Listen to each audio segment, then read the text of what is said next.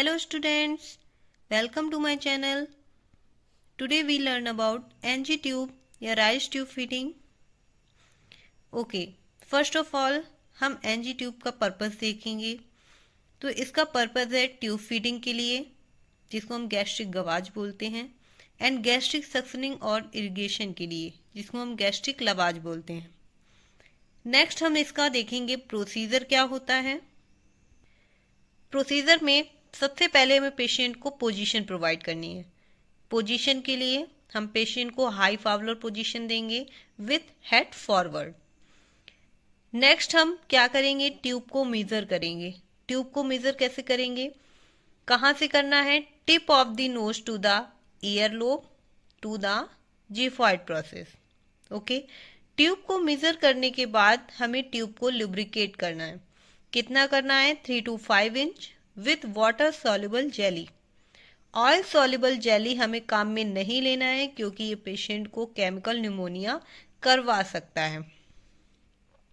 Then इसके बाद हम क्या करेंगे, ट्यूब को इंसर्ट करवाएंगे. तो हम सबसे ज़्यादा लेफ्ट नॉस्ट्रिल क्या है इंसर्ट करने के लिए प्रिफर करते हैं.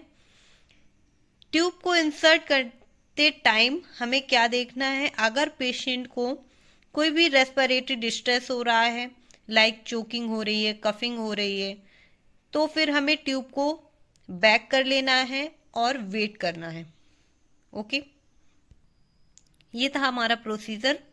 अब हम ट्यूब का प्लेसमेंट चेक करेंगे. तो इसके कुछ मेथड्स होते हैं, लाइक हम एक्सरे के थ्रू कर सकते हैं, या फिर गैस्ट्रिक कंटेंट को एस्पिरेट करके और उसका पीएच लेवल चेक करके हम क्या कर सकते हैं, ट्यूब के प्लेसमेंट को चेक कर सकते हैं.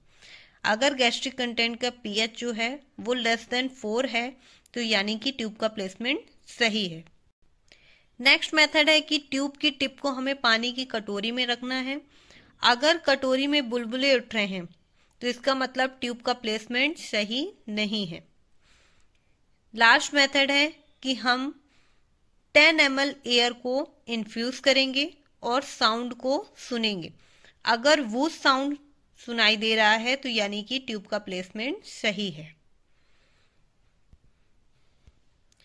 अब हम ट्यूब को रिमूव कैसे करना है ये देखेंगे.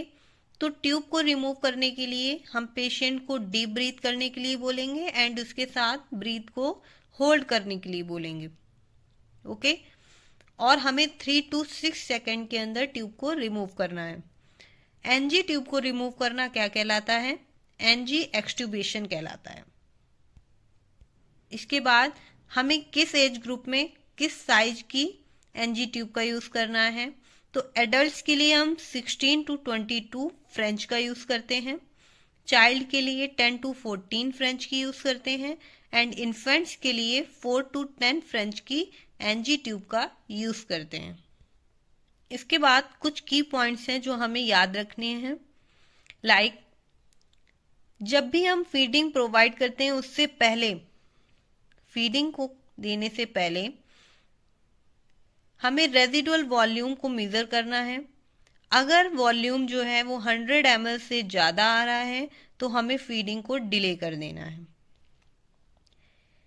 नेक्स्ट हमें क्या चीज़ याद रखनी है कि अगर हम मेडिसिन दे रहे हैं तो मेडिसिन को हम 15 to 30 ml वाटर के साथ मिक्स करेंगे और 30 to 50 ml वाटर को हम ट्यूब में इंस्टिल करेंगे और ट्यूब को हम 30 to 60 मिनट्स के लिए क्लैंप कर देंगे. नेक्स्ट हमें क्या याद रखना है कि अगर पेशेंट को नॉजिया एंड वॉमिटिंग हो रहा है तो हमें ट्यूब को फ्लश करना है, और फ्लश करने के लिए हम क्या यूज़ करेंगे, 10 ml NS का यूज़ करेंगे. Thank you. Please like, share and subscribe my channel.